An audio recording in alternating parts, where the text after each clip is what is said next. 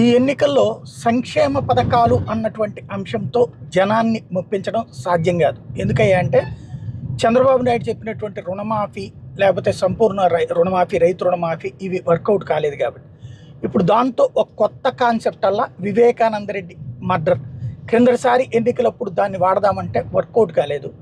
ఈ దఫా అదే రివర్స్ చేసేటటువంటి ప్రయత్నంలో నడుస్తున్నది. రోజు సునీత షర్మిల అదే బ్యానర్ హెడ్డింగ్కు అదే అన్ని పత్రికలకు సంబంధించినటువంటి ఒక ఎజెండా. వ్యవస్థలను మేనేజ్ చేస్తున్నారు, వారి చేతుల అధికారం ఉండొద్దు. వైఎస్ మరణించాక పులివెందుల టికెట్ని భాస్కర్ రెడ్డి అడిగారు, అందుకు వివేక వ్యతిరేకించారు. ఆయన్ని తప్పించాలని జగను అవినాష్ కుటుంబం కుట్ర, వివేక కోరిక మేరకే బరిలో షర్మిల. ఇది అంటే రోజు కొత్త కొత్త అంశాలు అనమాట. భాస్కర్ రెడ్డి సీట్ అడిగితే వివేకానంద రెడ్డి ఉన్నారు. అసలు ఇంతకీ వివేకానంద రెడ్డి ఎక్కడ ఉన్నాడు అప్పుడు నాకు అర్థం కాలేదు.